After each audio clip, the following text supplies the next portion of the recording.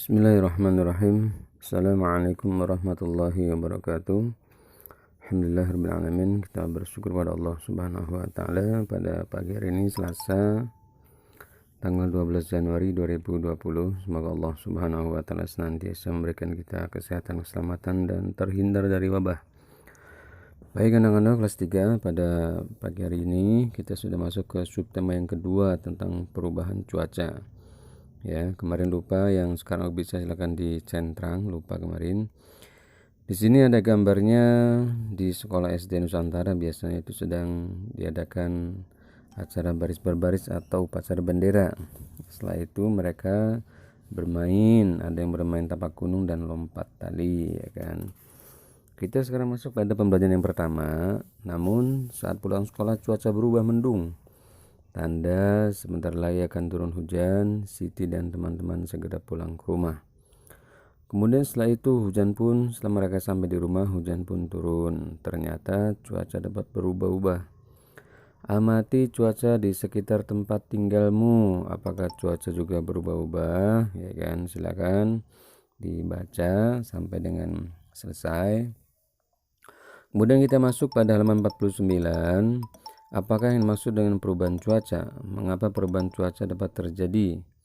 Baca teks informasi berikut tentang cuaca dan perubahannya, ya. Cuaca di sekitar kita dapat berubah-ubah. Cuaca dapat berubah setiap hari. Jika hari ini hujan, esok cuaca dapat menjadi cerah. Jika hari ini cerah, esok dapat juga berubah menjadi hujan. Ya, ini halaman 50 itu gambarnya matahari bersinar namun ada awan, berarti tandanya itu mendung, artinya sebentar lagi biasa akan turun hujan.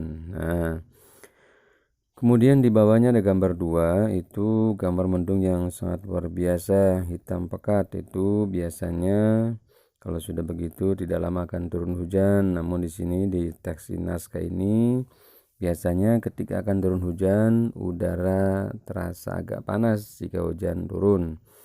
Sebelum turun hujan maksudnya. Dan setelah hujan turun, maka udara terasa dingin.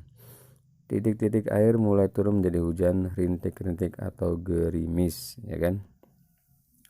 Setelah tadi teks dibaca, informasi apa saja yang dapat kamu peroleh dalam teks bacaan tersebut?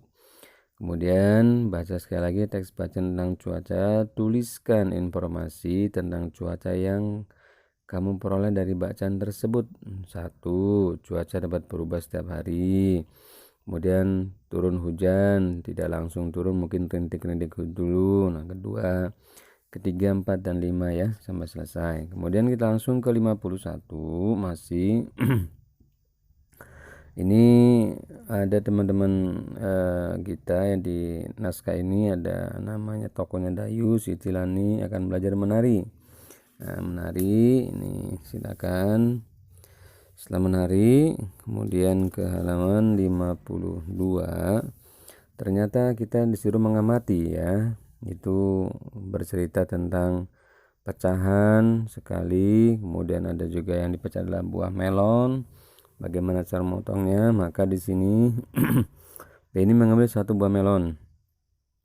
Melon itu sudah dipotong-potong oleh Dayu di rumah. Beni lalu menghitung potongan melon tersebut.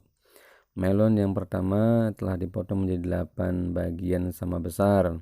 Dalam bentuk nilai pecahan, bagian itu dilambangkan dengan 1/8.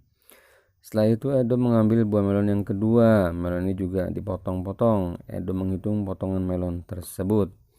Melon yang kedua dipotong menjadi 6 bagian yang sama besar dalam bentuk pecahan. Bagian itu disebut atau dilambangkan dengan 1/6. Lani mengambil 1, sedangkan Beni mengambil 1 potong dari melon yang kedua. Apakah potongan buah dari kedua melon itu sama besar? Mengapa? Ya kan, silakan.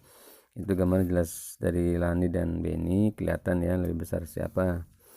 Kemudian perbandingan ukuran 54.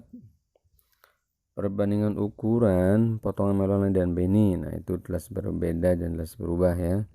Langsung kita lanjut kepada halaman yang ke 54 berikutnya. itu masih 1/8 dan 1/6, kemudian 2/8, 2/6, 3/8 dan 3/6. Sekarang kita berlatih membandingkan dengan istilah dengan lebih besar atau lebih kecil atau lebih dari ya.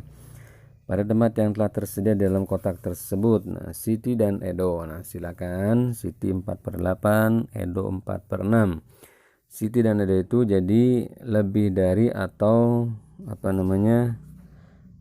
kurang dari ya. Jadi tulisannya itu tanda kurva yang kerucut lah ya. Kemudian Dayu dan Udin itu besar mana? Setelah itu di sini kita menari, kita lewati saja. Kemudian di sini ada gerakan kepala 59, cepat atau lambat ya. Perhatikan gerakannya. Di sini menganggukkan kepala, ulangi sebanyak 4 kali hitungan cepat. Lihat sampai selesai itu, kemudian lakukan gerakan ini bersama teman-temanmu ya. Mudah-mudahan gerakan kepala tadi bisa menjadi refreshing atau relaksasi agar kepala kita atau urat leher kita tidak terlalu kaku ya. Agar leher kita tidak kaku atau relaksasi ya. Demikian anakku yang bisa disampaikan, mudah-mudahan bisa dikerjakan dengan baik, kemudian bisa disetorkan tugasnya, dan jangan lupa kita niatnya thalabul ilmi faridatun ala kulli muslim ya. Saya akhiri billahi taufiq wal hidayah. Assalamualaikum warahmatullahi wabarakatuh.